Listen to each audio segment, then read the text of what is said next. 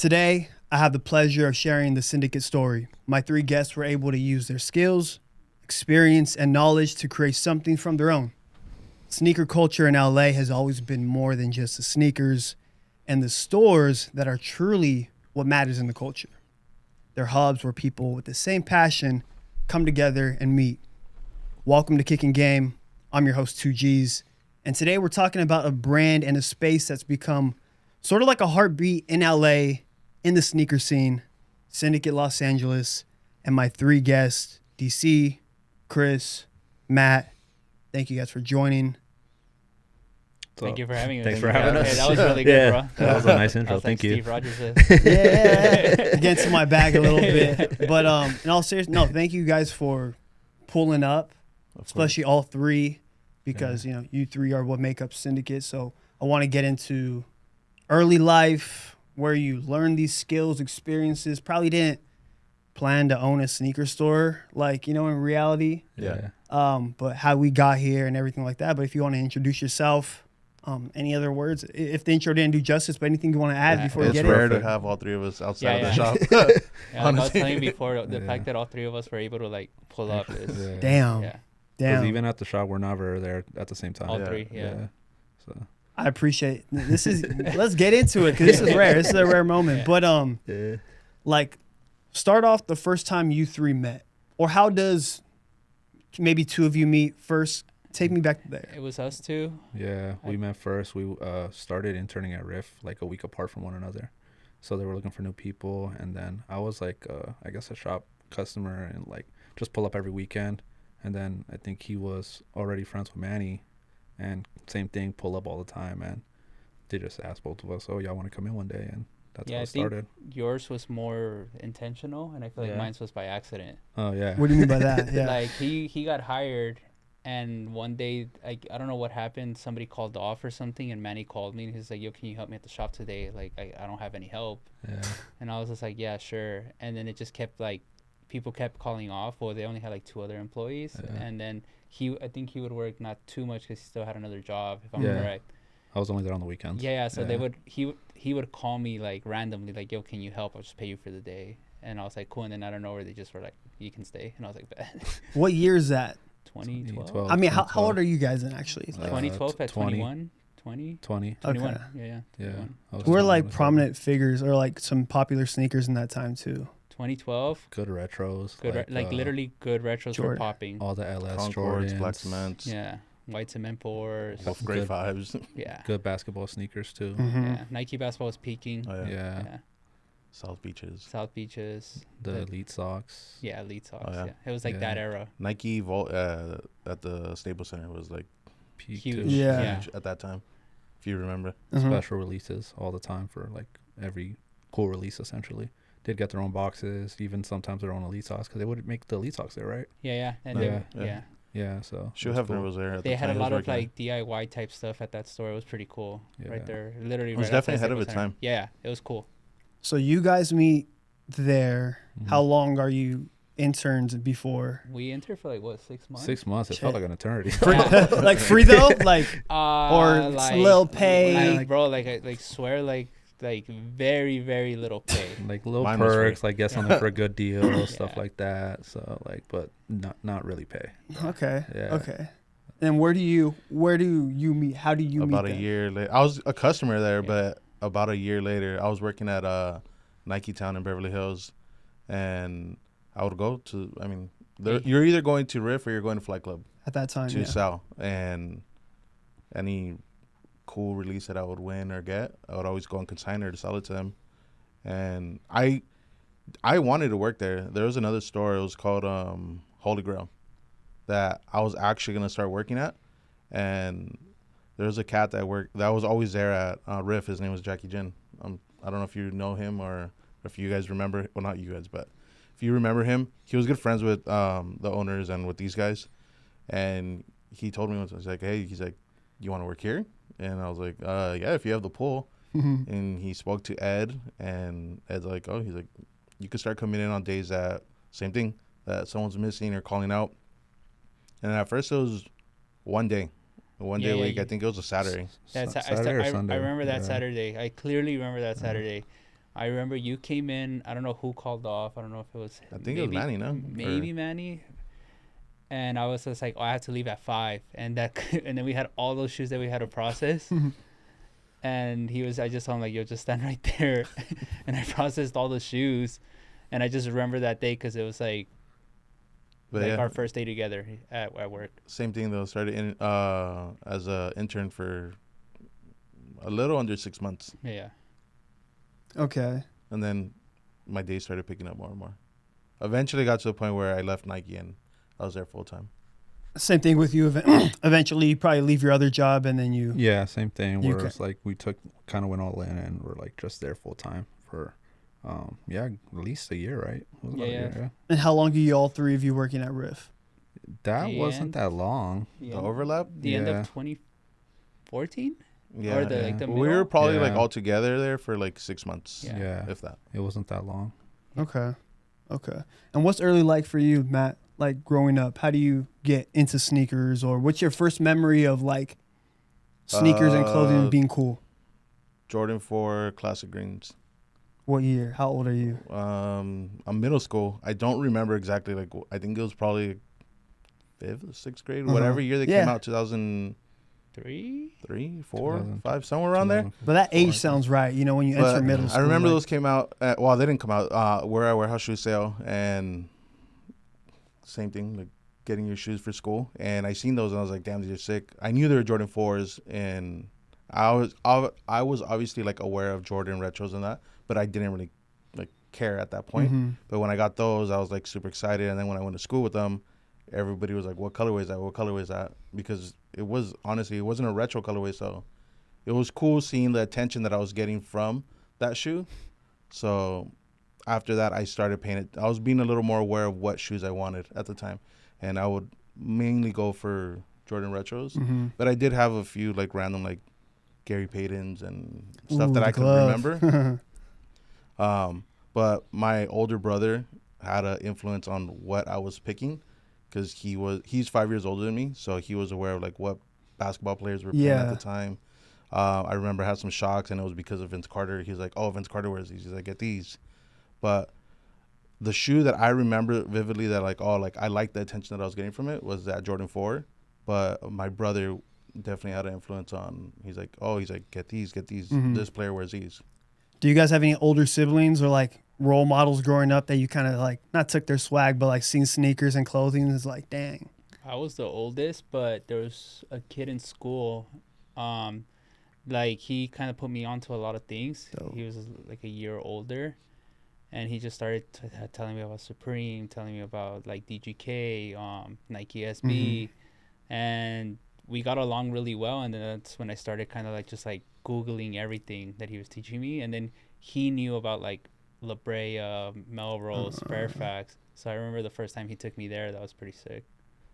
Yeah. How about you, DC? For me, it was my older cousins. I had cousins kind of same like Matt, like they were like 5 years older than me, and like my parents would drop us off at their house like a lot of times, one or the other, like 2 different cousins, and they always had like the newest Jordans, or like they always had the East Bay magazines too. So I would always like see whatever they had was new, or like even just go to the magazines when I was chilling at their crib, and like that's what like kind of got me into like shoes as like, oh shit, this is cool, like a youngster, and just kind of seeing like all the different stuff, and like even just like they had a lot of like retro colorways like OGs, and but I would say like probably SBs is what kind of took me to like, all right, like this shit is like what I really fucking fuck with. Yeah. Know? Were you skating at the time or playing sports? Nah, I like I'm athletically challenged, so I don't really do nothing like that's the aesthetic though you're going for, but like I the fuck swag. with it because like and like Chris was saying, like even just like finding stuff that nobody else had, or like like SBs, nobody really had access to them. Like you had to kind of know where to get them, and it, like there wasn't really internet at the time, so it's like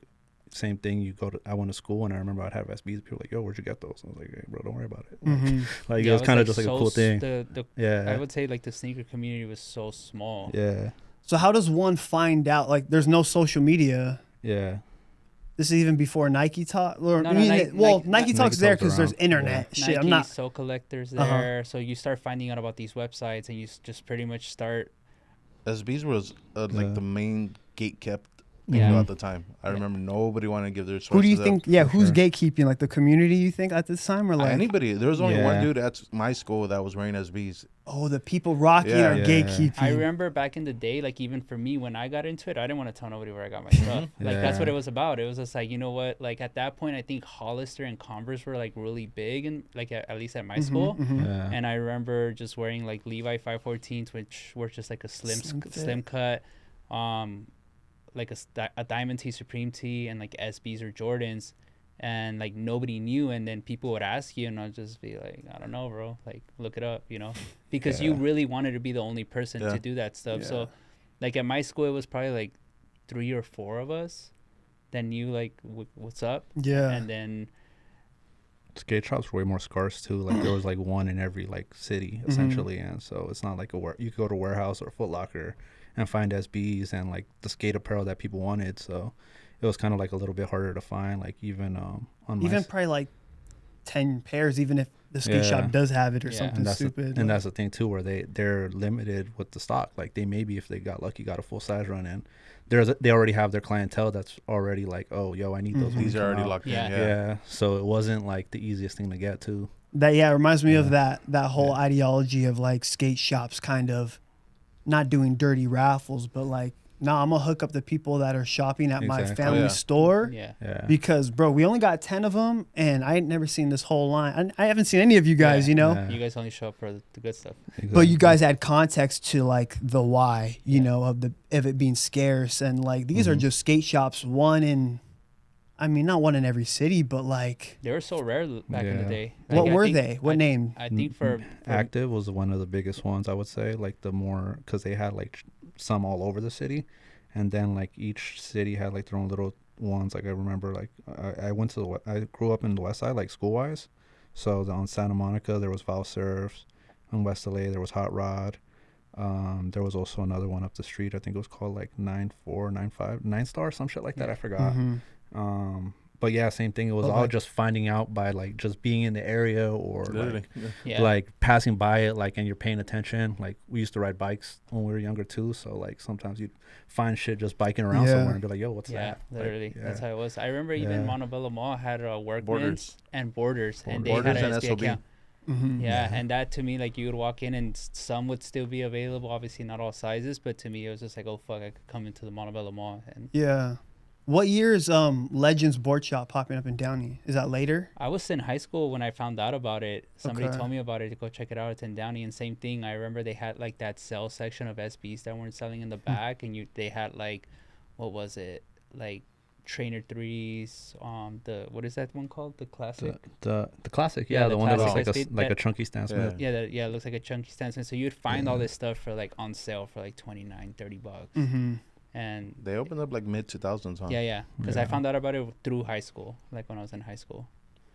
Yeah, it reminds me. A lot of the guests we've had, like I'm always alluding to social media or even Facebook, but like, back then, before the social spots, it was like Nike Talk. Were there any, like, were you guys big on like Nike Talk, or how were you guys browsing? I was just lurking. I was more of a Same. lurker. The Yeah. only one that I could say was like what wanted to become big on socials was Manny. Yeah. Like back Okay. in the day, like I remember he would do the "What did you wear today?" He would break down his fit. Post it, Like everything. he would Yeah. post a lot, bro. Like Yeah. I remember because we would go to his house to access internet. Okay, And here he we was go. posting like crazy, and we were just, and the guy's name that put me on, his name was Bobby, and we were just lurking, seeing what we could find, see what was coming out. I remember the website 23 is back was huge back Oh, in yeah. the day, where like they Yeah. would post the year releases, and us as kids would look at all the releases and we'd be like, all right, cool, I could maybe get 3 shoes this year, so I'm gonna make it worth it. There was probably like 6 banger releases in the year. Now you get 6 of them a month, but Yeah. Jeez, you would yeah. pick like, all right, like I'm gonna go for that one. I'm gonna go for this one. Yeah. And did they most likely like stay consistent with those drops? Yeah, Like there was they no were- Yeah. switching, right? No, Because they there's were no, pretty good. Yeah. I imagine no dialogue on a post where No. nowadays a brand could post something and maybe No, yeah. change a date Everything how was out. people Yeah. feel. It's like Yeah, because usually the people that were posted, they were like the only ones that had the scoop Legit. on it. Yeah, because even for Jordan's like the 23 years back website, and then for SBs it was nsb.org. Yeah, .org. Yeah. NSB.org. So that one was sick. And then like then other random little ones like Cool Shoe Strictly Waffles Shine, for Vans. Yeah. Shoe Mhm. Game. Strictly Supreme. Yeah, even Nice Kicks. Nice Yeah. Kicks was like a Yeah, website they're one of the before first anything. ones, yeah, the Yeah. major blogs. Yeah, and you could just go on there and see what was coming out. So No, it was sick. that's it's interesting because I wouldn't even know where to start. Like, because nowadays, like you on TikTok search, we have a search bar on everything. But back then, I'm like, damn, or maybe eBay. How about eBay? eBay was good, but I never shopped on eBay because I damn. was just like so scared of it because I heard like tragic stories of like I got a Yeah. fake. At that time. Yeah. Also, CCS. Oh yeah, CCS you- was great. You would Oh, get I do Eastbay know and them. CCS. You would get that CCS magazine, and too. you'd know what SBs were gonna come out. Yeah. Yeah. And then I didn't really order from CCS. I would use that, and then I would go to my skate shop. And I'm like, when are you guys getting these? Or when are you guys getting these? Yeah, Yeah. I would use CCS. I remember Green Taxis, Aqua Chalks, that one Aqua that Travis Chalks. made pop off. Uh-huh, What's it The called? Trail. Snake? Escape Trails. The Yeah, Trails. Escape Trails. Yeah. Yeah. They had a ton of shit in there. Yeah, we just use eBay for.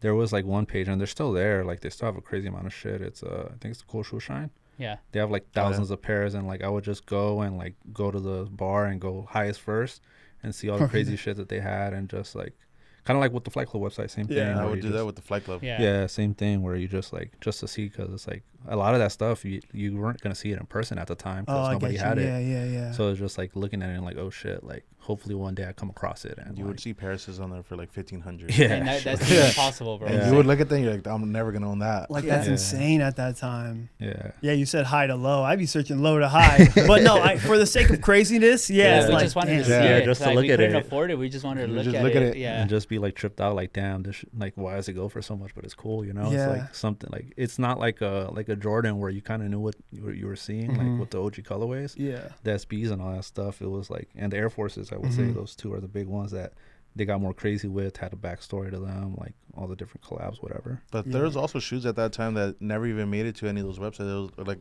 the Hyper Strikes and the Quick Strikes, where you didn't even know they were coming and they were just on the On Flight Club. on the wall. Yeah. On the wall at SOB or Yeah. Borders or Legends or whatever. How much of that is like planned shocking from the brand, or also just like a lack of cameras and dialogue to where people just stumble upon it? What do you think? Like those shock and hyper releases I feel back like, then. I feel like it was more just put them out, see what Yeah. happens. I feel like it wasn't planned. I Like, could probably right? compare it to like last year's souvenirs.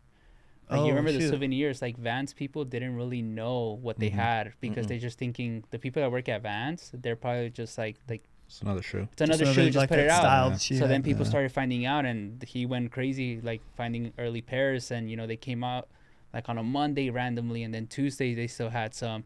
So I feel like people would treat it like that, like, oh, cool shoe, and just put it out. You know, like They told me the first day they got them, I showed up like 5 minutes before they closed. I'm like, hey, do you guys still have these? They're like, yeah. And then I had hit up my homie that worked at the mall. I'm like, yo, I'm gonna go buy some for me. So he already had gone and bought like 2 or 3 pairs. And then she told me, she's like, oh, she's like, what are these? I'm like, oh, I don't know. I'm like, I just seen them a couple months ago, and I'm like, I've been wanting them since then. She's like, oh, well, people have been coming in all day asking for Oh them. shoot. But yeah, I mean, they're very unaware of it, which is odd nowadays because usually everyone's like knows months in advance of a shoe coming out. Facts. Cool. Back to Riff, where you guys are working there for limited time. Take us through the next step leaving Riff. then Matt ended up like somehow through Jeff actually from Rift told him to go work at Round 2 because they were coming in 2015. Yeah, right. Yeah, my time had ended there, and I had left. But me and Jeff were like, we'd always like sell each other's stuff. And he told me one time, he's like, you don't want to work at another shop? I'm like, not really. I don't even know if I still want to do this. You left before Round 2 even was an option, basically. Yeah, Round 2 didn't exist yet. So you're kind of just This like is that probably idea of just being off it, like. This was probably like there was a 6-month gap from when I left to when Round 2 actually showed up. And he told me one time, he's like, hey, there's a shop in Melrose. He's like, that's opening up. He's like, it's vintage, but they do sneakers as well. He's like, you don't want to go there? And I was like, I don't really like deal with vintage much. And I had checked their social media account at that time, and it mostly was vintage. So he's like, go check it out. I went one day, and I think it was like maybe a week after they opened. And when I went in, like, I instantly fell in love. I was just like, holy shit. I'm like, this is so cool. Like, it was everything that I liked all packed into one, and vintage, which I like band tees, but their vintage selection was so much broader than just that I was just like, oh damn, like, this is a really cool space. And I asked Chris Russo at the time. I was just like, hey, I'm like, are you guys hiring? He's like, not really, because they had just opened up like a week prior. He's like, give me your resume. I literally went back the next day. I typed it up that night. I went back the next day and I gave it to him. And literally, he's seen Riff LA and Nike Town. He's like, oh, you worked here? I was like, yeah. He's like, all right, cool. And then it was like a 2-week pause between like I didn't hear anything. And then he called me one day. I was in Vegas for Thanksgiving. He's like, hey, one of our guys didn't show up. He's like, can you come in on Monday? And it was the same thing as like Riff, where he's like, they just needed me to cover someone's shift. I pulled up and kept it going from there. What, if you could recall, what was it when you take a step into round 2 that makes you kind of reconsider staying involved after thinking, hey, I don't even know if I want to do this anymore? There wasn't a store anywhere that I knew of that was moving the way they were moving, like how they were, one, buying. Everyone wanted to consign at the time. No one was really doing buying. So one, what they were buying, two, what they were offering. It wasn't just like most stores you were going in and it was just sneakers. Going in there and you're getting your whole fit, which granted you could go into like Foot Locker and get a fucking Jordan tee and stuff like that.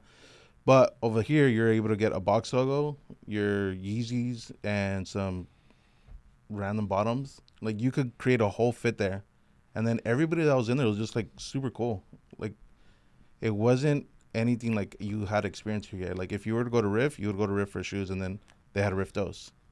But it wasn't like that, like, community, or not even community, but like that, like, aura around it. The way it was curated, maybe when you walk in, Yeah. you know, you're seeing high price stuff or like, but like that's interesting because you alluded to the same thing of like, did you feel the same way jumping to, or actually let's back up because you started working at round 2. Now it's the opposite. So now he's in now. Now I was there first and you were at Neo, right? Yeah. You had another stop after. Yeah. I was at Neo in Pasadena for a bit. And I remember they tried to hire me, like he tried to like pursue me to leave like 3 times. And I like the first couple of times, the first time I went in there, I was like, holy shit. But it was just so out of like, how do you say it? Like, it was nothing they were used to. Yeah, it was nothing that I was used to. So I was just like, oh, I don't know, blah, blah, blah. I'm just so used to dealing with sneakers. And then randomly I just kind of got fed up and I was taking a trip. And before my trip, I walked in and I dropped off my resume. And then during my trip, Russo called me. He's like, can you work like Monday or Tuesday? And same thing. It was just like, all right, cool. And then didn't look back. And I still remember that day because they were very, very like particular on who they would let buy. I think it was only Russo and Sean that would buy. And I remember I told Russo, I'm like, oh, I know how to buy. And he was just like, you sure? And I was just like, yeah. And then I think he was their only other buyer. But like me and him very early on, we didn't buy it. Like we bought from what, like 4 to 7 maybe? They like, hired me for buying, but they would only put me when they got tired of buying.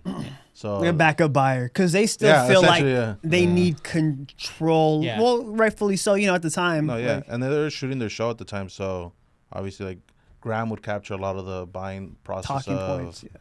Sean and Russo buying. But they would get to a point where it was like maybe 4 o'clock, 5 o'clock.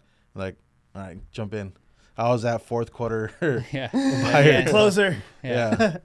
But as I was buying, I built their confidence up with me, and maybe this day was designated for me to buy. Or How do you get to round 2? I was like a little later because even at that time I wasn't even living here. I was living in Houston. Oh wow! So I was working out there for a while, and then like I would still talk to them. I would come into town every couple months, whatever. And like Chris would tell me here and there, like, "Oh, you want to work here?" Like I guess when they had openings, and I was like, I was still like kind of back and forth. And then like same thing, kind of got fed up with what I had going on, and I was able to like move back and same thing. We were prepping for me to go to New York. Yeah. So I told him like, yo, like I remember I told him I was like, yo, this is like the opportunity because I'm about to leave. Yeah, it was like a perfect window. And same thing, like they bring you on early, like, oh, start you feel it out, you know what I mean? But one thing about round 2, especially at that time, there was a bunch of employees, but everybody would always call off. So you could be scheduled for 1 day out of the week, but you end up working 4 days because that's how much people call off. So if you want to work, you low key could like once you're in, it's really easy to You like could get a 40-hour week, 50-hour Yeah. week. like pretty simple. Like as long as you're willing to work, you know what I Because mean? I think every employer around two would always start with 1 day. Literally Yeah, one It's day. literally the 1 day. And then out of Yeah. nowhere, somebody calls you like, yo, you want to work tomorrow? Bet. Or like somebody's Yeah. doing their shift right there, and you're like, all right, I'll take it. That's cool. So Yeah. you end up doing 4 or 5 days, sometimes Mhm. 7 days, Yeah. like because you're just picking up shifts. Yeah. And another thing is, I don't know how they would feel about me saying this, but they were paying cash. Yeah, that too. Yeah. Like, so you So were it was getting lit. like $200 days Yeah. sometimes. Yeah. Yeah, Yeah. on the call. But granted, like given that it's scarce, it probably makes everyone, if you do get that call, it's like, I bet. Like, The Oh, other yeah. thing too is like depending on who you'd ask, they'd pay you for the cover too. So you'd Oh, get yeah. your That was a actual whole- pay and you'd get paid to the cover. So you could sometimes make double the money. That started because Yeah. of him and Sean. Yeah. Yeah. so speak on that. What do you? Bro, this. What So was this that? is probably like a year. First time. This is probably like a year into me being there, and it was kind of hard to get a cover because people would call out. Yeah, but people would yeah. just call out and like miss their day, and because I was buying, it was harder for me to get a cover. So I had to. Sean at first offered somebody. He's like, "Oh, I'll give you $100 to come in for me as a floating body because Mhm. I would most likely be buying." And I remember one time me and Sean got into a bidding war to get someone to cover us, and I told somebody, I'm like, "I'll give you $200," and I don't know how, but that became the standard of Yes, bro. Like, You were paying getting so 350 a paying shift. for your cover. Because if you don't cover it, I'm assuming there's some disciplinary or. Bro, no, there was no rules. There wasn't, but So I why mean- are you paying then? Instead. Well, I mean, they did want the body there. Got you. Yeah. They wanted the body Yeah, yeah, there, yeah. but keep in mind that most of these guys were from VA, so they were genuinely like at Disneyland, being in LA, so they wanted to like Yeah. hit Do up the LA day stuff. parties, go to the Yeah. beach, Just see everything. Yeah, they Yeah, wanted they're- to do the Experience whole that LA LA life. life. Yeah, Yeah. like they got here, they took off the leash and they're running wild. Like they wanted to go everywhere, experience everything. Like they're intaking LA, Yeah. so they weren't there really to work. They were there to experience LA. So that 200 was like, miss that day of fun, come work at the shop. Yeah. Yeah, I remember the craziest one is I knew Sean needed a cover because he was about to leave, and for Sean it was at that point it was just me or him that could cover. And we both held out, and he was like, actually I'm not gonna do it, and I was just like kept telling Sean no, and I remember he hit me. He was just like, I'll give you $500. I was like, done. I'll see you tomorrow. Well, I'll be here tomorrow. I'll open the store. Yeah, Sean was very generous. Yeah, so that was like a $650 day for me. Damn. That idea though of just being like dependable or just like, because that's applicable to like any industry and any job, like of working your way up and just being like. Well, I think one thing they learned is that the LA guys were, because it was all VA guys, and shout out to Yeah. them. Like when you really think about it, they changed a lot of dudes' lives. They Yeah, brought them for from sure. VA, they showed them LA, they Mhm. paid them well, they housed them for a bit. So like people don't give them credit for that, but we became like the reliable guys that were always down to work because we already seen LA. I was like, I don't want to go to the beach, you know, yeah, like. yeah. So we were becoming the guys that like even when I told them I'm like, yo, they're probably gonna give you a day, but you're gonna end up with like 4 or 5 days like this. Mhm. Yeah. Mm, So they knew that the LA guys were always down to work. that's cool. Yeah, when they opened up, it was only VA dudes and one LA dude. His name was Q. He was like the dude from that side, from Mid City, I think. But he was always just at register. Like he didn't really like do anything. He was an older guy too, so it was kind of weird because everybody there was like in their Early early 20s, 20s, and then he was yeah. like in his mid 40s. Oh shit. So he Yeah. didn't, he didn't like really fit the Bro, aesthetic. yeah, literally. And- Yeah, yeah, that's- but they hired me, and I probably like 6 months in. It took me like a good year to try to get him in because he was so stubborn not to go in. But like again, it was just nobody was really confident in it because It was new. It was yeah, something and they new. were from VA, so they had no rep here. Yeah. Yeah. And even going back to what Matt said, like stores like that, people just like new consignment. Like I'm not trusting somebody to just buy my shit off rip. They're just like, you expect them to, I'm gonna have to put it there and like wait. Mhm. So like they had to gain the trust of LA to Yeah. get people to actually come in here, because that's the thing too about like this world that we're in. A lot of it's based on trust, and a lot of people, they're very like, yo, I rock with this person, that's all I'm rocking with. Like to this day, I'm sure Riff still has the same customers, like the loyal core like consigners Yeah. that have been consigning there since we were there. Yeah. Dude, it's funny because Yeah. customers that would go to Riff, Yeah. when they finally would start transitioning going over there, they would say like, "Oh, don't tell so and so that I'm here. Don't tell Yeah. her." I'm like, bro, like, bro. For example, like Skate. skated took him probably like 2 or 3 years Bro, up he was so until scared. until round 2 was open for him to finally like start coming around.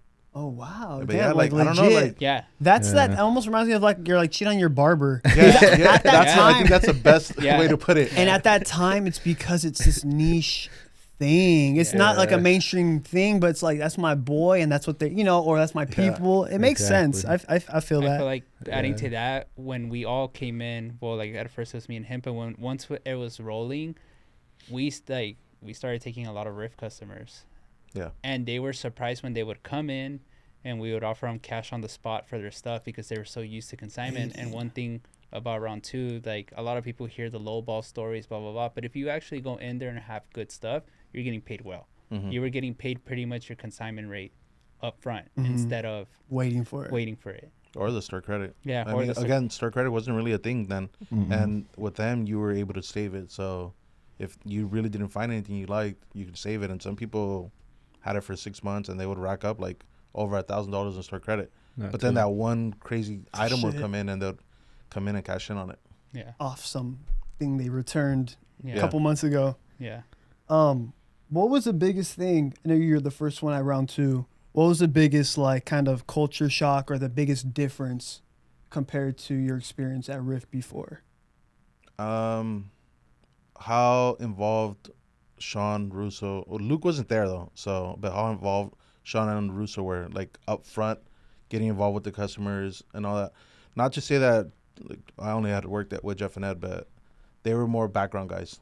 They obviously overseen how everything was going, but they didn't really interact with the customers that much. Whereas Sean and Russo were like, "Hey, bro, like, thanks for coming by. Hey, like, 6 shoes, this, and that." And obviously, having the show, the round 2 show, well, the YouTube show, that was also another aspect of it where I hadn't experienced that, so I didn't know of another shop that was doing a vlog style show. Yeah. So I mean, that was cool, and then it got a lot of the customers feeling like, oh, I'm family homies with them because I'm interacting with them on a personal level. I'm on their show. I'm having little interviews with Graham. Yeah, even if it was like a little, oh, dope shoes, kid, and walks away, the kid's like, They loved it. Yeah, it might have been like, dang, I'm homies essentially. Yeah. What people don't understand is like people put their best shoes on to go to Melrose, to go to Fairfax, to go to these stores. So like imagine you're at home and you're putting on your best shoes and you go to these stores and nobody gives you a compliment. You kind of feel like a little like left out. Yeah. But as soon as you're just like nice shoes, boom, you feel like the man. Yeah. That's all it Mission took. accomplished. That acknowledgement. Yeah. But Yeah, everyone wants to be seen. Yeah, because you're right. Yeah, chances are you're going there. You're into the sneaker game, and You're gonna wear your best shit. And yeah. Let's stay on buying for a little bit. I want to talk about the art of buying. What is it with the item or the sneakers? What are you guys looking for? What are some rules of thumb currently, or maybe prior to the market? Like, let's go pre-COVID and after COVID. Like, what are some notable things in your head when you're buying items for resale for your shop? Honestly, I think being aware of what people like and not trying to like stay tunnel vision on a certain criteria, like only Jordans or only Supreme. I think making sure you have a broad scope of Like open mind. Yeah, of what everyone's into. And obviously, I would say that for at least us three, that we all bought at some point in round 2. I mean, they mostly buy at the shop. But I would say our personal taste goes into it as well. Like, we might think it's cool, and then someone else also agrees with it. And Yeah. Yeah, it's a mix of just like not just buying what you like exactly what Matt's saying, and being able to understand like, oh, I might not like this, but somebody else might, or like even just coming down to like having something for everybody. I think that's one thing that we probably like pride ourselves the most on is you come into the store and nothing looks the same.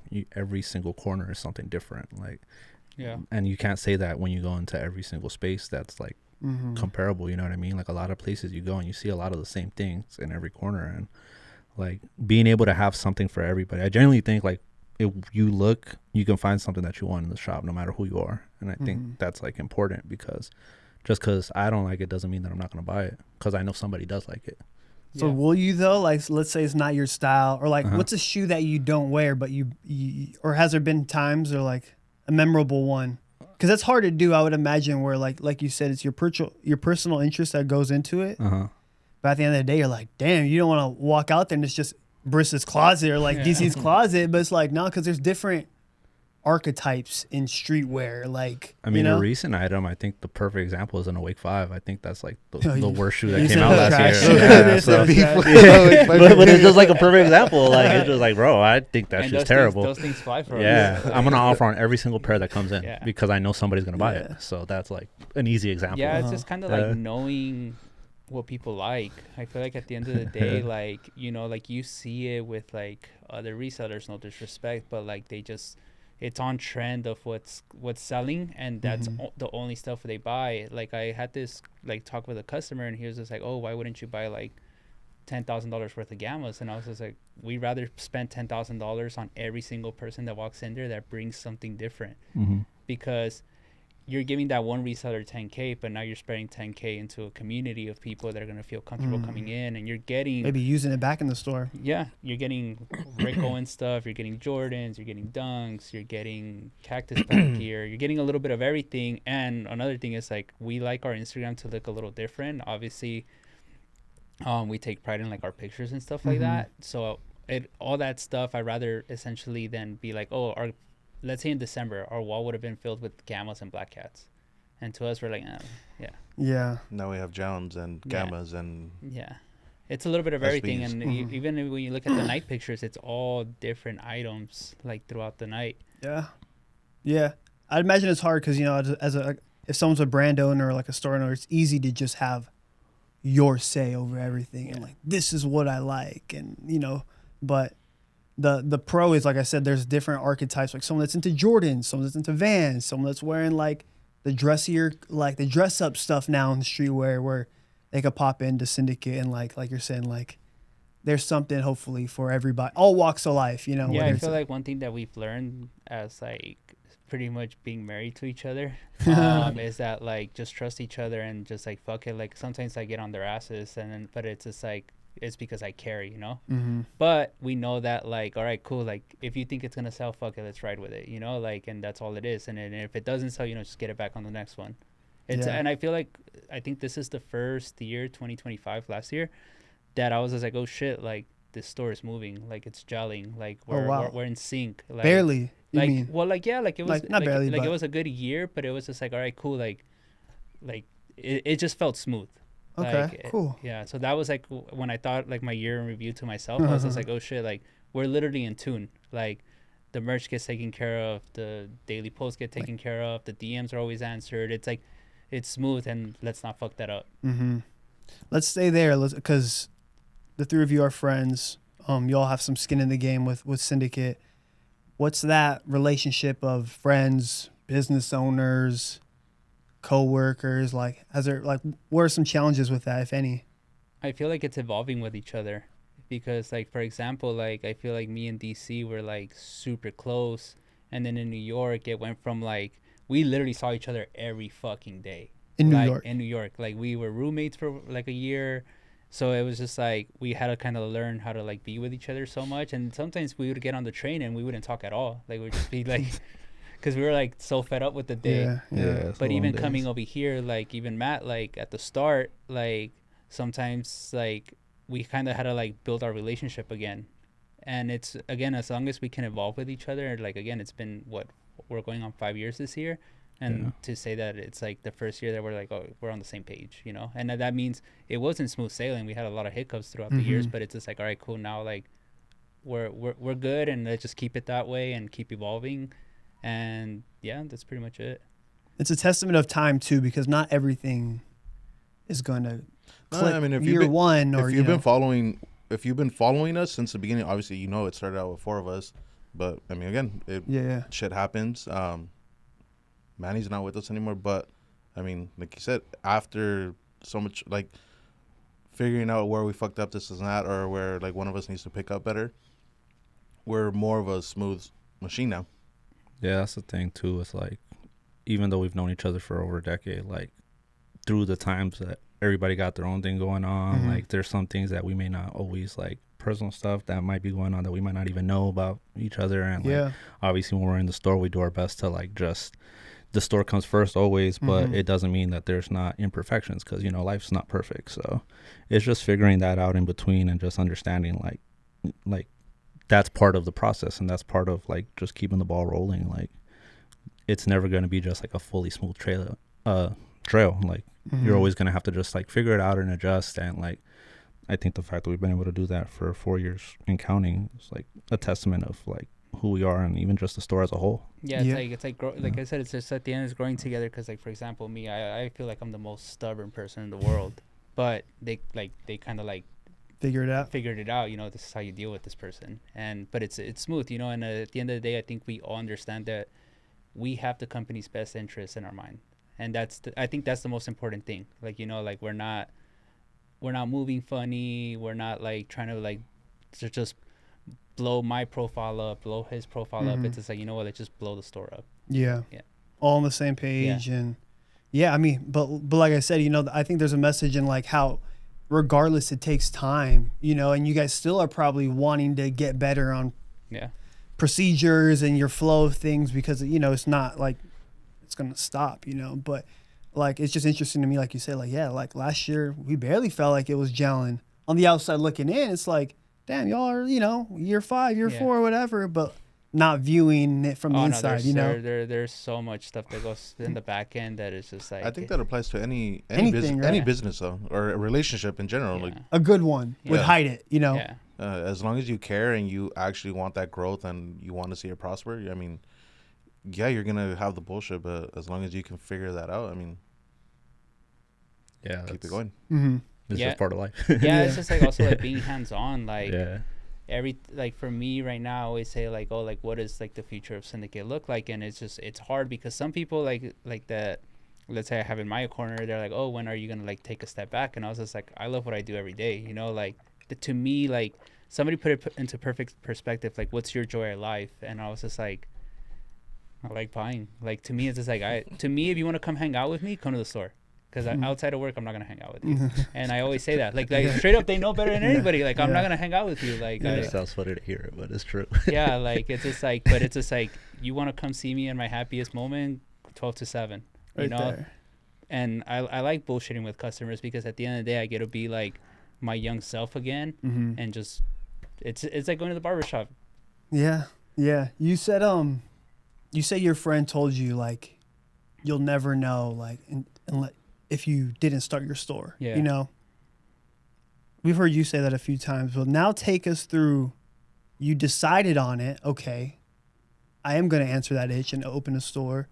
What comes next? In your mind, what's happening? But like, what are some of the steps you like one actually has to take to even think about this?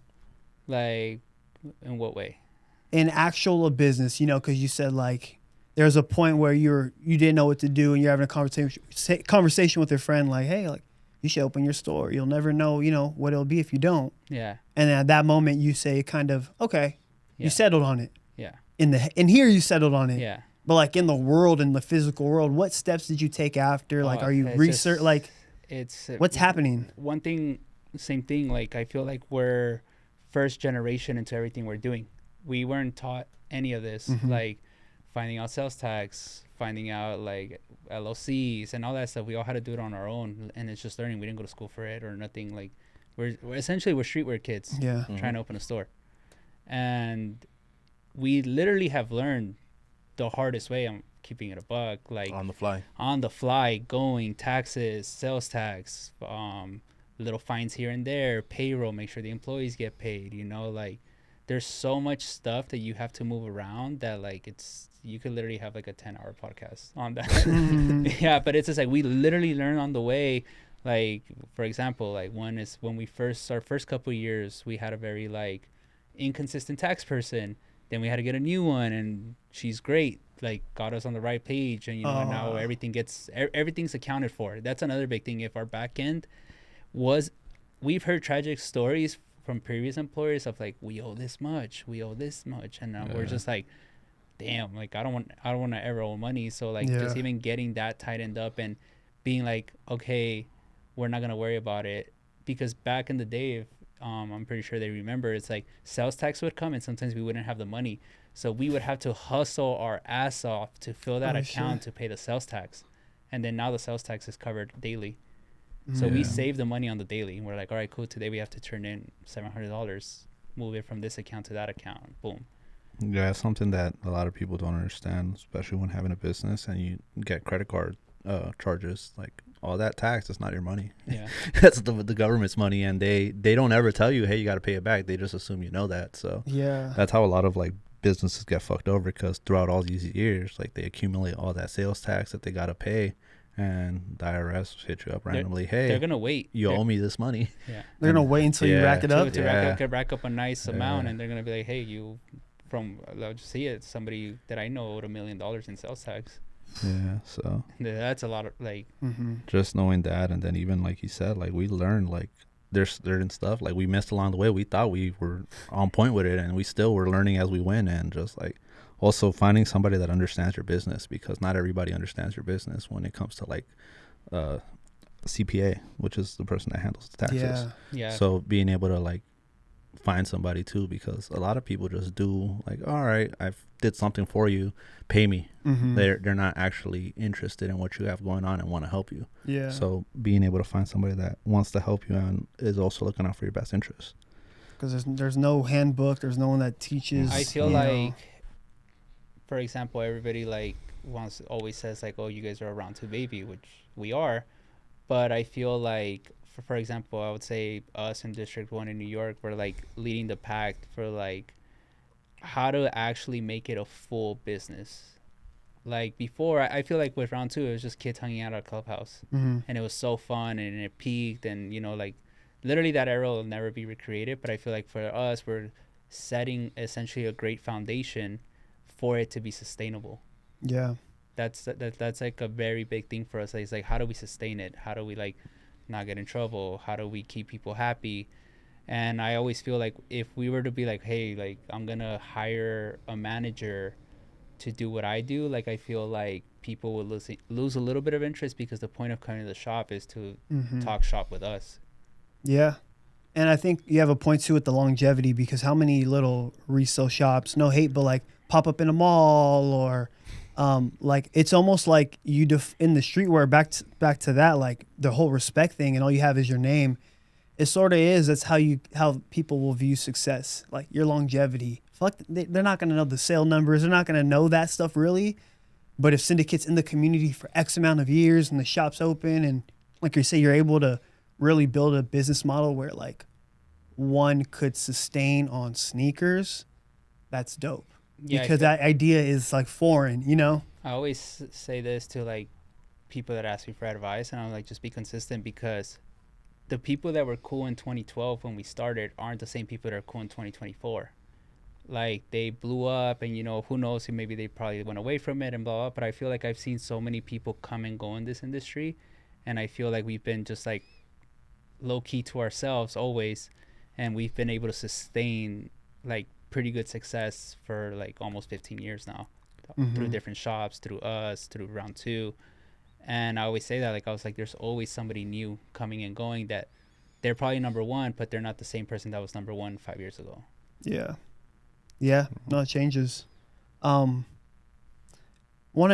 do you three navigate like hiring, payroll, staffing? We spoke a little bit on it about like people calling out and stuff like that, but again, when maybe you're hiring people that look at you as friends or look at you like a certain way, what are some ways you handle that relationship where it's like, DC, you said like, no, this is also business, we have to get some stuff done. What's that like for you three? I mean, low key, if you really think about it, watch our reels. We have our reels, and sometimes there's like 20 people in that store. I'm exaggerating, but like people feel like they can come hang out and feel a part of something, and they just help out. And you get one free hat, free tea, and stuff like that. But they're there to hang out and they help us out. But like actually hiring people, I feel like you just gotta come around, and then one day you'll get your chance. Like the same way, like how you guys were saying, yeah, like that's what it was. Because there's two people, which is Willie and Angel, that were technically like your hires. Yeah, And then Willie's there only on Saturdays. But like, for example, Zay, it was just like, all right, cool. And then coming around. And then like essentially he was like the perfect replacement for Andy. Zay and Jesus. Yeah. It was more of a Jesus was literally standing right there. I literally told him, I'm like, hey, we're gonna need somebody. I'm like, he's cool. He always comes around, hangs out. He matches our energy. He's pretty much like one of us. Yeah. And I literally, like, he was literally standing right in front of me. I'm like, yo, so you want to come in tomorrow? And he was just like, sure. Like, that's it. It was like, as simple literally as that. As simple as that. They had interviewed like 2 years prior when we're the first time we're ever gonna hire, and ended up going to Angel, but he obviously still kept coming around. Yeah, showed love still. That's cool. Still being Zay, and again we kind of needed that extra body. And then I told him like we should just give him the shot. Yeah, and then I feel like we needed like that young kid, like what Andy was bringing, but low key. Zay essentially, like, no disrespect to Andy, I feel like in store was a upgrade because customer service wise. Well, no, because he really loves this shit. Yeah, he like with Andy had his own style and he does what he does and he was great at what he does, which was social media. But I feel like Zay, at least in store, brought this like, oh, I love sneakers. Like if you see him in there, he's bouncing around walls talking about like. It doesn't matter if you're 9 or 80. He's gonna have a conversation with you about sneakers. Yeah. And I feel like with he Andy, wears 9.5 through 11, so you know he's about it. Yeah, like with Andy, he was great at social media and he was great with people. But I feel like with Zay, he's gonna compliment your shoes and go into depth on why he likes those shoes and what you should buy to. Like But it's authentic from him. Yeah, like, he just loves talking about it. Yeah, and those are the personalities that you that do well. Like again, retail, customer service. You want people to come in and I think you guys hang your hat on customer service and being welcoming and that whole. Sometimes he does it a little too well. Yeah, yeah, or like that. It's like, bro, this dude's be fake. Yeah, but no, yeah, because I we spoke on it before, like that whole like idea of like the asshole streetwear dudes. Yeah, and I feel like at the end of the day, you're into this stuff because you want, like, at least back in the day, you wanted to set yourself apart from people, and I feel like now it's just like.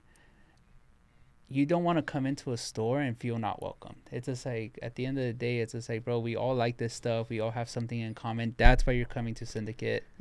And literally, you could talk about anything. Like, literally anything in the store and somebody's going to be into it. Yeah. Even just nowadays, people are, with the access everybody has, people have the selectivity of being able to choose, like, hey, I'd rather come here or I'd rather go there. Or even like having the online presence, people could just buy stuff online where they feel comfortable of like, hey, I don't got to go into the store that's going to make me feel like whack for going in, or just like, because even like to this day, even for me personally, I like on my off days I'm bored, I go into shops and like if I don't get greeted by any of the customers or any of the employees, or like it just feels like off in there, I'll dip, because it just like, bro, like we're all consumers. Yeah, we're all consumers at the end of the day, and like I don't know if it's just because I spoil it to the way we treat people. I want to be treated the same way when I go somewhere, and to me that's part of like me wanting to spend my money somewhere. We've all experienced it at one point or another. Plenty of times where you go into a shop and it's just kind of like, I'm not welcomed, or I feel like I'm not cool enough, or whatever, and we would never want for anyone to have that experience there. I remember, like, for example, it was raining this past couple weeks, raining a lot, and I just remember the story of when I first moved to New York. I went to Supreme when I was still on Lafayette, and it was me and Luke, and it was storming, like, I shit you not, storming, and we hadn't known none of the Supreme guys yet before we actually got to meet them. And I went to go buy boxers and socks, nothing crazy, and it's us and I think like a Swedish couple next to us. They're tourists for sure too, and we're waiting for the rain to come down, and we were literally waiting there for like a minute, and all I hear from the back's like, the rain's not going on anywhere, kick rocks. And we looked back and we're like, holy shit, like, that was rude. And we just left. We're just like, fuck, they don't want us here. And then this week I was thinking about it, because like there was people literally coming to beat the rain, and we would show them around. They're probably not gonna buy anything, but just still give them the whole tour of the show, of the store. And they were happy, like, but we weren't like, yo, get out, Like, we have kids that come from Cathedral High School, which is like up the block from us. They'll come in there and wait for the rides. They'll just go and chill, go walk around, look around, and I mean, we already know they're not gonna buy anything for the most part, but Like their older brothers or parents tell them, Yeah. like, we'll pick you up at Syndicate. we'll let them Yeah. chill Because there. they know they can just sit down and wait. Chill. No Yeah. biggie. We have Yeah. customers that come from, where does Gentry come from again? Bakersfield? Fuck, yeah. Bakersfield or Palm Desert, somewhere far. And this is an And older guy, he gets too. dropped off by a car service, and he'll spend, it's like scheduled for like another 4 hours, and he just be chilling there. Like, we're never like, oh, like, all right, bro, like, Yeah. get him moving or anything like that. No, he'll just be chilling there. He'll go to the gas station, get a soda, come back and So just hang out. chill, Yeah. look at some of the buying. And that's what it is. It's like I feel like we're pretty successful. Like the goal was we're in Chinatown. There's nothing there. We wanted to make it a destination, and now I think like we've succeeded at that, where people just want to come hang out. That's all it is. Like you're having a bad day, just pull up Syndicate. You know, You heard it here first. you'll put in a work shift without even knowing it. Yeah. Like we have like some of the guys that pull up on Saturdays, Sundays throughout the week, and you'll see them. They don't even work for us, but they're just homies of the shop. They're always down to work. And then randomly, like we'll be busy, and somebody will be busy, and I'll be like, "Yo, Joseph, can you go grab this kid that always hangs out in there?" And he knows the stock room already, so he'll just go downstairs and grab it. Doesn't work there. That's pretty sweet though for like right by Cathedral. Yeah. You know, having some high school students hang out. It doesn't hurt to have younger kids and know what the heck the brand's about. A few of them have came by that have become customers. I mean, we even Oh had yeah, for sure. a coach that was coming from there. He was doing a whole toy drive like the first couple of years they were open. That he was from Cathedral. Yeah, no, 100%. First year you guys opened Syndicate, is there a moment where it's kind of like, nah, fuck this shit, or like, I know you have experience in sneakers and in clothing, but in like ownership or like in a business sense of like, was there ever a moment where it was in too deep, or was it always just we're just gonna keep rolling? The first year was rough. Yeah, The first year was very- because like it was very like awkward. for example, for me, I'm coming from New York where like everybody knew me. Like literally, like I would walk down and like handshake 100 hands before I got home. And that's from building the round two in New Yeah. York. Yeah. And so coming to LA, like I knew it was gonna be slightly a challenge because like I'm technically new here. People still ask me and him like, "Oh, why'd you guys do LA? Like, aren't you guys from New York?" Which is insane. We're born and raised here, but That's true. it was rough, man. Like it wasn't the easiest. Like our grand opening was great, but that's what you expect. The homies. But yeah, it was sometimes it would be rough, but the same thing. It's just like at the end of the day, like we invested so much money. Like that's another thing. Like we don't have investors, we don't have like backing our parents. Like like it's literally our money. So like seeing this amount in your bank account and then grand opening, you're like, oh fuck. And we didn't pay ourselves for what, like 2 months? Yeah, first couple months. Yeah, When we no did. It payment. wasn't. It was There's still it weeks was that would go. rough. Yeah, Some weeks would slowly. go like we No, weren't like paying literally, ourselves. like there was some checks that I was just like, holy shit. And like again, like I don't want to toot my own horn, but like at the end of like my New York life, I was bringing in maybe like $15K a month.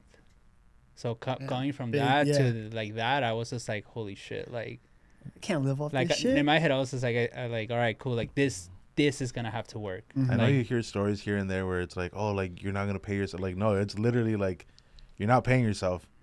But I mean, personally, me, like yeah, it was rough. Like you said, I would even say it went past the first year that it was rough. But You opened 2021? 2021. October, yeah. But I personally was never like, oh fuck this or anything. Like it was just like this has to work. Like it has to work. Yeah. There's no fuck it. Which yeah, granted, any one of us could leave at this point and go pick up a shift at Costco or whatever. Which there's nothing wrong with that. But like we can get a job somewhere else.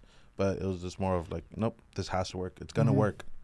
It's literally starting over from square one. It doesn't matter like all of our previous experience. It was a Yeah. whole new place. Yeah. And it was like if nobody knew us again. And granted, we had like customers, thankfully, from previous employers, but it's still a new thing. And people still like a lot of the first time customers. I feel like it was like, oh, like You what had is to this? persuade them. Yeah, Yeah. like why do I want to come back here? It was like Why? round two. Yeah, Yeah. you Like, know what I mean. yeah. Like, Nobody trust. We didn't have that trust yet, and We have it's a funny story. We got a bad Yelp review from this guy. And it was like, just like every other shop, tax pricing, blah, blah, blah, blah, blah. Now he hits us up maybe once or twice a week, and he switched his review from a bad review to a good review. But that was the challenge. It was like, how do we show everybody that we're different from all the other stores. Because at that time, if you remember, 2021, like there was 100 stores in the Every vicinity. fucking corner of So it's just LA. like when you're driving, let's say Yeah. I lived in Downey at that time, from Downey all the way to Syndicate, you're going to pass maybe 10, 15 stores. So what's going to separate you from that drive where like, hey, I'm not going to stop here. I'm going to go straight to Hill Street. Yeah. Yeah. Well, plus, like you say, there's no privilege in like it's your money. You know, it's like at the end of the day, it's like, this is our shit. It's almost that feeling of like, this has to work. Yeah. I guess like, yeah, but any mistakes early on? I mean, you touch a little bit on like owing tax and stuff like that, but just general struggle year. Just like not saving tax money, you know, fuck. Also just kind of like overspending. Like we were like generally. There was like, I remember our first weekend was really cool and it was successful. But then like I remember that Sunday, I think we spent like 30 bands. Buying, and because we expected to continue rolling, and then when Tuesday came, and we're like, it was a ghost town. Yeah. Like there, I shit you not, maybe saw like 4 people that day. And mind you, at this time, even though we had Instagram, we weren't really selling online. It was mostly like all in store stuff. So it wasn't. You guys got the online up like 2 years. Yeah, 2 years after. There was no online presence. And even then, that first like year of online was not that great. Yeah. I think up until this past year is where it's actually like really kicked off. Yeah, because I see a lot on the videos where I think you'll allude like, hell, there's stills on there. Yeah. Or like, you know, I haven't. We wouldn't even throw everything online. It was like we were selecting stuff that was kind of lingering around for a bit, and we'll throw in like some randoms in there, like to spice it up. But yeah, I mean the online wasn't that great. We didn't upload everything because we still were stuck in like our old ways of like people are gonna come. But again, that's all about like adapting. It's just like we're like, fuck it, like people at this point don't really care to come get an extra experience. Like some do, but a lot don't. They just want that instant gratification. Some of like, don't have the time either. Yeah. Like they're literally just like, I got off work, I'm gonna make a quick stop here, pick up my item, and then take off. Yeah. They don't even gotta look around because now we do like in-store pickup, which is like great because now you could just press it or we could ship it to you. On Facebook, were any of you a part of like the Band LA group? No, and it goes back to when that group started, we were already so like checked out of like the industry. Yeah. Like I remember when Band came around, like we were at Riff. Yeah, right. It was like Riff. It was Riff, yeah. Like Riff, and we were just like, "What's this?" and blah. And I kind of like looked into it, and I was like, "Man, fuck this!" Like not like no disrespect, but it was just more like, I was like, I deal with sneakers every day, so I'm just like, I don't want to like get home and look through this whole notification. Yeah. I guess that was because I wasn't around for Nike Talk or anything like that, but you know, I did enjoy a hub where people yapped about sneakers. But I was gonna say, I think probably 2022. What month do you open it? What month do you open Syndicate? October. Late October. I think 2022.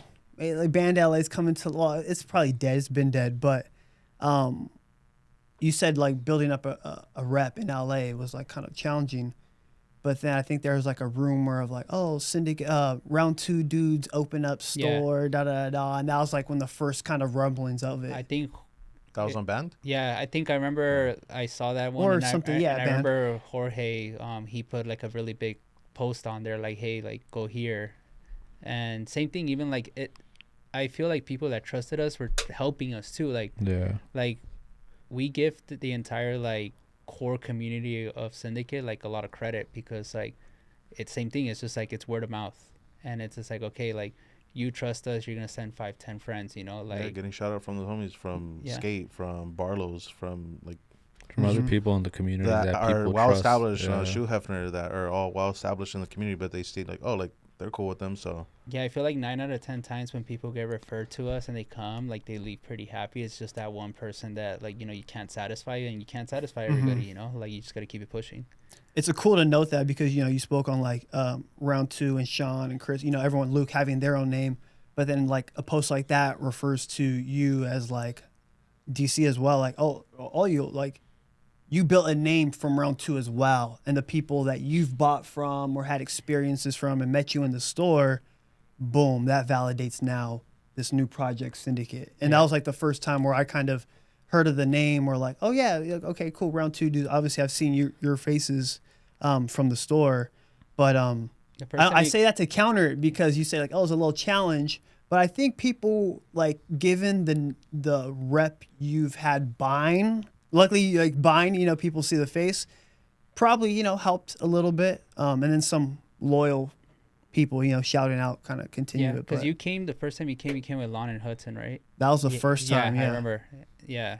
And same thing. It's just like when you know somebody new's coming, you kind of want to be like, all right, cool. Like, let's give them the whole experience, you know, like give them good credit, you know, like work with them on trades because at the end of the day, you know, like you want to make them keep coming. Yeah, and it was a post that again, like at the time, that I don't know what it is about sneakers, but it's like this whole like intimidation thing. All right, it probably just comes from people wanting to flex on each other. I now mean- that I'm thinking about it, I mean, like and that's another thing I always, like I was telling you before, I feel like we're like, not that we're average, but we're like the average Joes of like in the dodgeball movie. Yeah. Like we're just like your homie, you know, like, Yeah. and I think that's huge. Like even trolling ourselves. Like I posted a whole fucking terrible mixtape video of me Yeah. missing every shot. And I feel like when we know we have a goal, but we also don't take ourselves too serious where we're like, oh, we're too cool for this, you know, like, because I feel Never. like that takes away the fun. Once you take yourself a little too serious, it's like at the end of the day, bro, like it's your closet, and that's we all all it do is. retail. Well, I mean, we're doing retail. Yeah, We're not. And we go back to like we're into this shit too, you know what I mean? So it's like we want to treat people the way that we want to be treated when we go somewhere. So it's all it's just all full circle, you know what I mean? yeah, So yeah. yeah. If there was a world where we didn't have feet, actually, let's you know, it's funny you let's say just, that.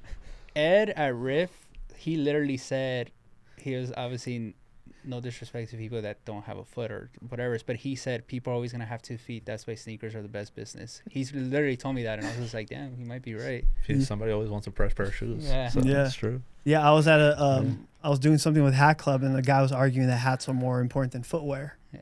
And I understand the argument because all walks of life, baseball teams, you walk down the street, you see a Laker hat, you nod, you know, that whole thing. But the idea of everybody having 2 feet and you need something to cover it, Yeah. footwear outweighs the headwear a little bit. Yeah, because a lot of people don't like hats. Or Like, don't wear There them, is, yeah. but there is. I mean, again, that's a whole separate community, and that's why that community is there. That's why a hat club is successful. You know, even us, like that's why our hats sell. Yeah. You know, like Yeah. it all goes hand in hand. I feel like everything for some reason it's always gonna intertwine. I say that to say, what was my question? What did I ask you? You right said now? about We didn't is- have 2 we- feet. we- Oh yeah, there's no feet, there's no sneakers. In a perfect world, what industry? What are you guys doing? What essentially? What are you doing to make a living honestly, in an industry? In what industry? I probably would have took like law enforcement more serious. Oh shit! Yeah. Wow. Or like a firefighter or Okay. something. I wanted to do firefighter. Yeah. I don't know, bro. Keep it a band. This is all I got.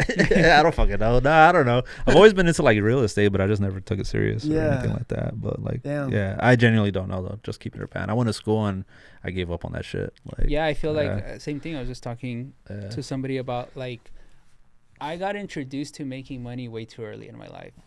I think it was Yeah. like 12 or 13 when I started working with my uncles in the summer. And I would work from 5 a.m. to 5 p.m. Monday through Friday when I wasn't in school, and I was making $500-600, $500 to $600 as a fucking 13, 14-year-old. Yeah. It's a lot of money. Bro, I was eating, and I remember like I would go back to school and I'd genuinely be mad because I couldn't make money. So then in school, like I mean, in school I just started like I'm gonna go to jail, but like I started racking stuff, like polo beanies, headphones, candy, and I would rack this stuff, and then I remember I would take it to school in a duffel bag and I would sell it because I wanted to keep making money. Wow. Yeah. Same, but I wasn't racking. Bro, I remember I was just selling stuff that I already had bought for myself. Yeah, I would go walk with my mom at the swap meet, and she would give me Yeah. she would give me like $200 for the weekend or $300 or whatever, and I would go and buy something. I'd only wear it once, and then I had a couple homies that would be like, "Oh, like when you're done with it," like they knew already like that I would get rid of it, and I'll just take a bag full of clothes that I already had Clothes. worn, and then I'll just. I mean, sell it you're off. still in anything or whatever Yeah, had bro, profit. literally, like I remember somebody would be like, "Oh, like, bro, I remember the polo beanies were the best profit." I think it was literally- all profit. It was all profit. Well, like they were the hottest ones because they were so easy to sell. I remember because I used to ride fixed gear, and fixed gear bikes Yeah. were expensive, Yeah. bro. Like Fuck they're yeah. still out to this day, and I I was a wave. like even with that, like I wanted the best fixed gear bike. Like I wanted like good wheels, Mm-hmm. good tires. Like it wasn't like That's where the expensive taste comes from, maybe early on making money. Not expensive taste, but like nice, like just having your own money and freedom. yeah, I guess. But same thing with like clothes. Like I always wanted like cool Yeah, stuff. yeah. But I remember like I wanted like it was Aerospoke. Yeah, they're Yeah, yeah, yeah. carbon wheel. Aerospoke. Yeah. It was like $350 or some shit, or maybe even more. And I remember the person that I was selling to them, like the polo beanies, I was just like, yo, like, how many do you want? Like, I really want to buy this fucking wheel. It's $350. And he was just like, I'll give you 20 a piece. And I was like, all right, I'll be back. So I would take my bike, go wherever I could, and literally had a little satchel. And then I would ride back and then get paid cash. And then I remember I would go to like a bike shop and just I bought the rim. Damn. But it was always just like, I feel like it was always a hustler mentality. Like, Mm-hmm. and I think we all have that. Like, we all wanted cool shit. And we were essentially willing to do anything to get it, you know? Used to be on Yeah. Craigslist a lot. Craigslist? Yeah. Yeah, Craigslist was- used to be hot too. That was Like, the Buying, selling, or working? both Sketchy buying ass and meetups, selling. bro. Yeah. Yeah, just meetups, like you said, sketchy, because you don't know where the fuck you're gonna meet somebody up, and some of them like were tricky, like, oh, meet me in this random ass parking lot, or I always found it weird when people wanted you to go to their crib, because I was like, bro, like I don't know what's up with your crib, like Yeah. it's kind of odd. Yeah. But That's Yeah. weird. I when people send me their crib, I felt like safe. 'Cause I'm like, Word? he's not gonna kill me at their house, is he? Like, I know where his address is, but nah, I mean, it happens to this day when like people want to meet up for shoes, and I tell the customer, like, bro, just tell them meet you at Syndicate. And if they say no because they don't want their shoe authenticated, that should tell you that you shouldn't buy that shoe from that person. that lets you know right there. If they don't, if they're Yeah. not gonna meet you at a sneaker store, that's a good point. Yeah, I always tell them that if they Yeah. say no, like fuck that, like that means their shoes most likely no good. There's a dude that I would meet up on Craigslist that I met through Craigslist. This was probably like junior, senior year. And he would only meet before he would go to school, but he would go early, so we'd have to meet like at 5 a.m. It was off Crenshaw, and he had a kid already in high school, so he would come with his kid's stroller, and he would hide all his shoes in the stroller, and we would meet at the Denny's right there before school, and then I'd go back home and I'd go to school and I'd sell the shoes that I would buy from him. Oh shit. But super sketchy meetups. Yeah. And that's the thing, like we were like I drive around neighborhoods that I used to hang out in now, like as an adult, and I was just like, bro, we were walking these neighborhoods like nothing with $500-$400 shoes, like like we had no, like we were oblivious to it, you know, like not Damn. caring. yeah. And it's crazy now that you're an adult and you think about like safety and all that stuff, and you're just like, damn, like I was just like, fuck, like your park, the park behind your crib.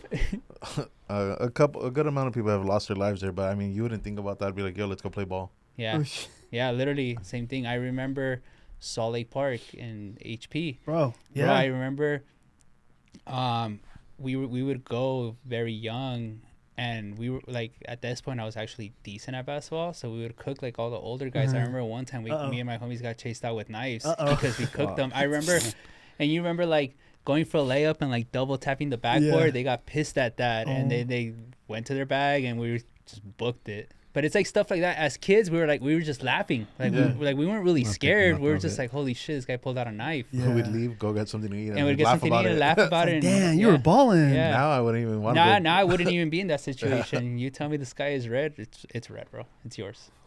That's a crazy situation. Well, you three said you don't know what you'd be doing, kind of. Well, you two, DC, you don't know what you'd be doing without sneakers. But I also think that's like a testimony to like why, you're saying like why this has to work, and it goes into the dedication. But you three aren't at the end of the journey, maybe not even at the peak. 5 to 10 years. Maybe not a perfect world, but what are some things you would like want to do if it's not sneaker related or even store related? Like, whether it's hobby or an actual like job to get paid for. Not sure. I still think like the firefighter thing, but I'm Even I'm then. gonna be 35. You're all I'm just like, delusional. fuck, yeah, I'm still delusional. Oh, that's why Chris is training still. Yeah. Everyone, hey, that's why. But in the no, gym. I don't know. Like I had the conversation with my friend that told me about the joy of life. I kind of went on to it of like, I was just like, I really want this shop to be like a game changer. Like I really want to grow it to where like people are like in love with sneakers still. This is why you still get the joy, and you're not going into like a robotic store. It's just like, it's like the barbershop, like I said. It's like I really want people to be like, all right, cool, like Syndicate, like stay to top and like continue going, you know. And I think if that's like I would say like I would want to do it till I can't do it anymore. Like Obviously, like the shoe part, like he said, I would love for that to flourish, but I really want the brand to become global.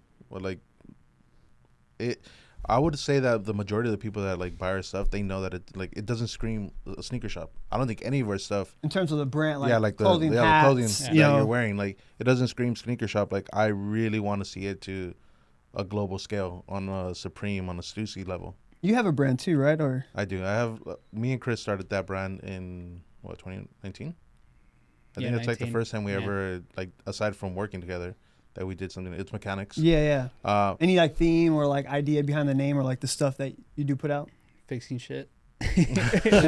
Honestly, it's Building, fixing, it's tools. just like shit that I like. I like movies a lot, so Yeah. movies or music. Mechanic, a movie, right? What? It's a movie, right? Mechanic? Yeah. There's a. Yeah.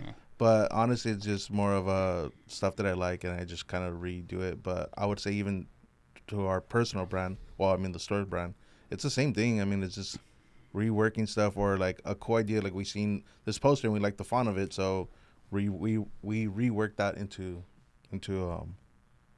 our own identity.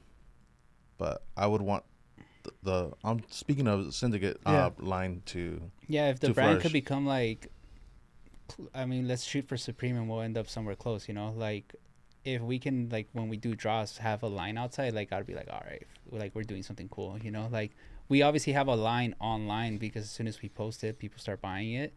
And we're super grateful for that. But, like, the day that, it's, like, actually Like a in thing. store and there's just, like, oh, I'm going to go pick up my package at Cindy, like, Yeah. that'd be sick. Mechanics is more for like when I can't sleep and I get an idea. I'm like, I really need to get this out. The hobby. Yeah, Yeah. it's more of a hobby. I'm like, Yeah. I want to get this out. I want to see what it looks like Mhm. in actual like physical form. DC, 10 years 10 years. in a fuck, perfect world. Perfect Or world. not perfect. Just what's on your mind in 10 years. What you want to be doing.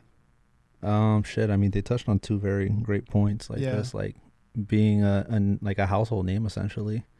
But I mean, I think we're in the right direction in a time where everybody's saying sneakers are dead, and like we're coming off like probably one of our best years. Like I think that says something. You know what I mean? Because it's like there's obviously besides us still a lot of people that care and like Mhm. are genuinely into everything that we do. You know, so just being able to continue to spread that awareness and like let people know like it doesn't matter what anybody says, like bro, you do what you want and like you can make something out of it, you know. Yeah, that's, like, the goal. At the end of the day, we Yeah. just want people to believe that they can do it, too. Yeah, Like, that's, like, a really big thing, too. I know everybody says it, but we really, like, mean it. Like, we're literally like, hey, bro, you can, if you try, don't let nothing hold you back. Like, you're going to get there or get Mhm. close to what you want.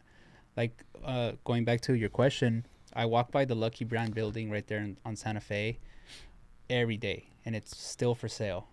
And I always think about it like, damn, like, if we can afford that, we can literally, it's so big, like that building is huge. And I was just like, you can make a gym for Cindy Fit, like you can make the retail store, that you can make offices, you could start screen printing your own stuff. Like Mhm. I think about that, and I was just like, damn, like one day, like that would be a goal, like to Yeah. essentially own this giant building and make it like all in one, one-stop shop. all purpose, like, and offices, like headquarters, like, you know, like essentially like just blow it up as big as possible. Mhm. And it's just like, it seems so far, but it's literally across the street from my apartment, and I always look at it and I'm just like that to me is just like, okay, like that's where I would want to get to.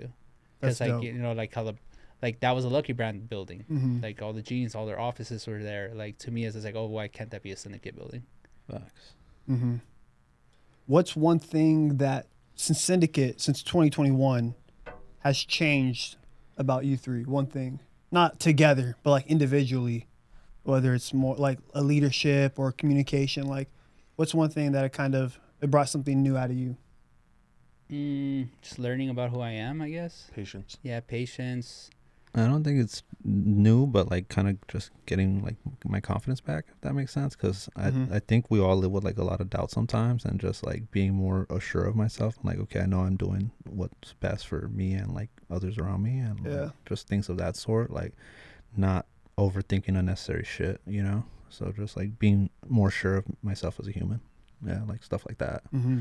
Like, hey, bro, we've been able to do it for this long. Like, I was gonna say, you know like, what I mean? damn, So- bro. I'm like, that's why it's so interesting when I talk to people, because like Yeah. outside in, it's like people would look at you like, damn, bro, you have X amount of experience and you buy every day, but it's like that's not always the case, Yeah. you know? Yeah. Well, yeah, it's like we talked about it earlier. Like, bro, there's so much back end shit that obviously nobody fucking knows about because it's Mhm. not like everybody just displays everything. But Yep. it's like, bro, nothing is perfect. And Yeah, we still yeah. have bad days, and all we talk, instead of panicking, we're like, we'll get it back tomorrow. Yeah. Like that's all it is. Like, I'm one of the biggest advocates of when it comes to like social media. Like you just see that one piece of what people want you to see, and you usually always want people to see you And your highest. at your highest. Yeah. So me and him literally had like a conversation about that of like, you think somebody's happy and doing great, and then you actually like talk to them You don't again, know and the you're just struggles like, that are- yeah, Bro, today more than ever, and probably just because social media, or maybe because we see our friends or people so often.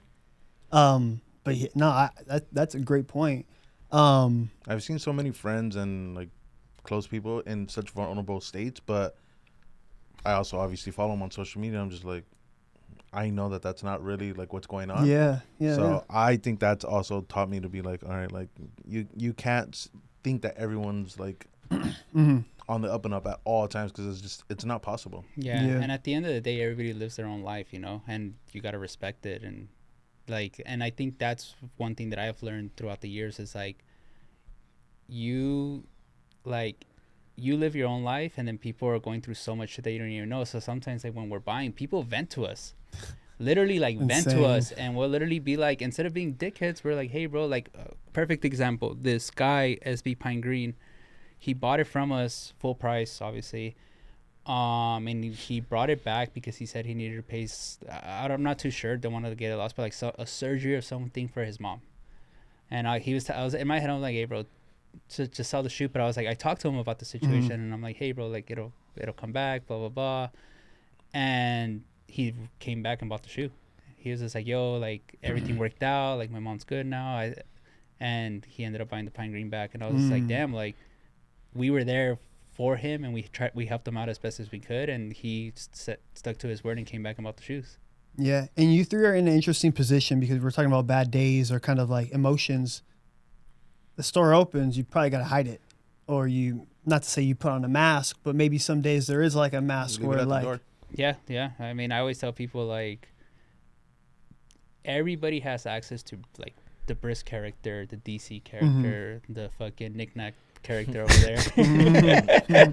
Like they have access to these people, but like I don't get, like I was saying earlier, like you can't hang out with me after 7 p.m. You know, like nobody has access to that person. And at the door, you know, no matter what you're going through, could go through the craziest shit, I'm still gonna show up at 12 p.m. and give everybody the like.